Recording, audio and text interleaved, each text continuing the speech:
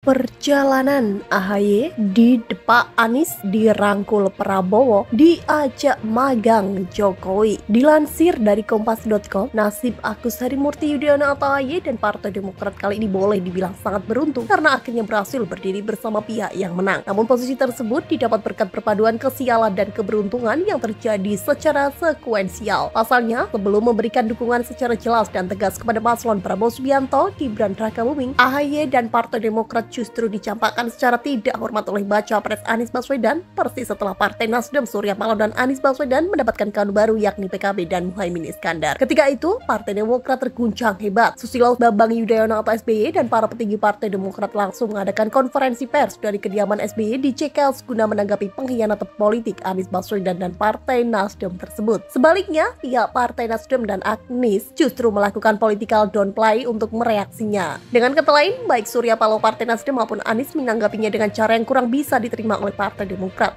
Pihak Nasdem dan Anies seolah-olah menganggap bahwa apa yang dialaminya oleh AHY dan Partai Demokrat bukanlah sesuatu yang perlu dibesar-besarkan. Perlakuan semacam itulah yang membuat kader-kader Partai Demokrat langsung sinis ketika Anies Baswedan berbicara tentang etika politik pada acara debat calon presiden tempo hari. Apa yang dirasakan oleh kader-kader Partai Demokrat kala itu setali tiga uang dengan apa yang dirasakan oleh Partai Gerindra yang menganggap bahwa justru Anies adalah pihak yang harus mengoreksi diri saat berbicara tentang etika.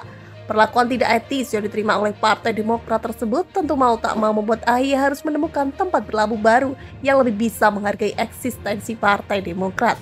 Dan pilihannya kemudian jatuh kepada pasangan Prabowo Gibran.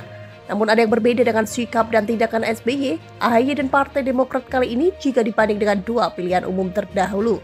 Kali ini, SBY, AHY, dan Partai Demokrat jauh lebih aktif dalam berkampanye dan lebih serius dalam menunjukkan komitmennya dalam berkoalisi. Pada dua pemilihan sebelumnya, SBY, AHY, dan Partai Demokrat gagal memberikan kepastian politik kepada para kadernya.